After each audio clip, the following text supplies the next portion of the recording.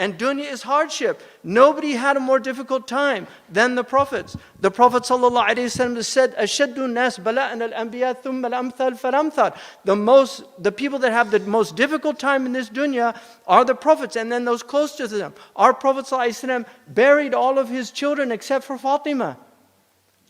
Who amongst us has had to bury all of their children? He buried all of his children. The Prophet ﷺ lost everything they were eating the leaves off trees. The best of creation. The best of creation. They were taking the leaves and basically grinding them down, and they were eating leaves on trees during the Hisar in Mecca. The Prophet ﷺ, for the first 5 years in Medina, people don't realize he made hijrah, but the first 5 years, they didn't even feel safe in Medina. They were constantly having difficulties in the Quran. They were always feeling unsafe.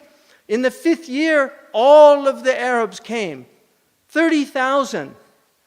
The Prophet ﷺ, Medina was between two, they call it labbatain. In the Muwatta it's called labbatain. You know, lava is lava tracks. Laba is in Arabic, laba is lava.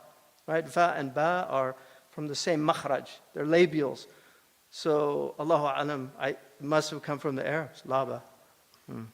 So, but he had these two lava tracks. And they knew they were coming because the Prophet had spies, he had people out, they knew.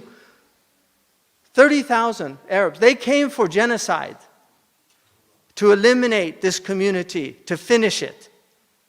This was their plan. So this was a matter of life and death.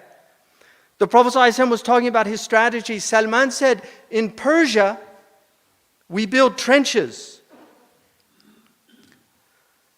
You know, when the Prophet ﷺ, and this is one of the most amazing things about our Prophet ﷺ, this is a man who had wahi from Allah subhanahu wa ta'ala, and yet, when he was discussing things with his companions, because he wasn't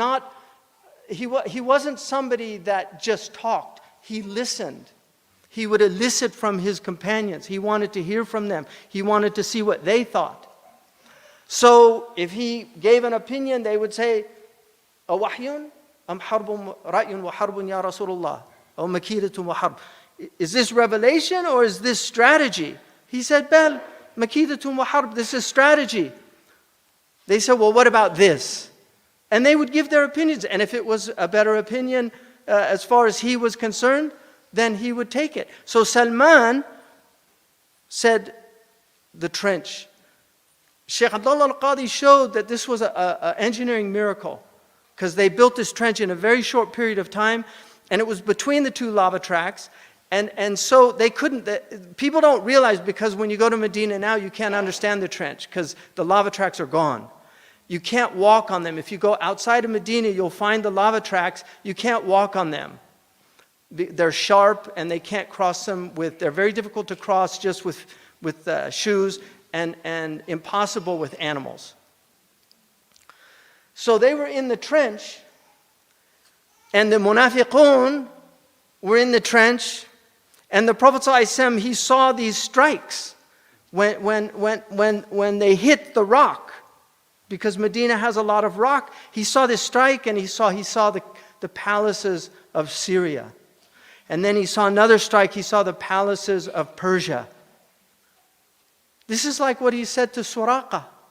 He said, when Suraqa's horse went into the sand, and then he realized something unusual and supernatural was happening, he asked for aman. The Prophet gave him aman. These Arabs, the thing about the Arabs, and this is what some people don't understand today, because you go to the modern Arab world, it's very different. But the Jahili Arabs were people of their word. If they gave their word, they didn't break their word. And so the Prophet gave him aman. He asked him, what did they promise you? He said 100 camels. 100 camels. And he said, what do you think about wearing the bracelets of Kisra one day? Suraqa. This is a Bedouin man. He can't imagine that. In the time of Umar, when they brought the bracelets of Kisra, Suraqa Umar actually put them on Suraqa. So we can't imagine this, but the munafiqun are in there and they're saying, he's talking about the palaces of Persia and Syria. We can't even go relieve ourselves. Because they were stuck in the trench. And so many Muslims today are stuck in the trench. They can't see where this is all headed. They've lost sight. You know, the Arabs say the donkey is not honored because the donkey looks at its feet. But the camel is honored in their culture because the camel looks at the horizon. It doesn't look at its feet. It looks at the horizon, the afaq. That's our Prophet. He was a visionary. He dreamed with his eyes wide open and he realized those dreams. He saw something other people couldn't see, and that's the visionary.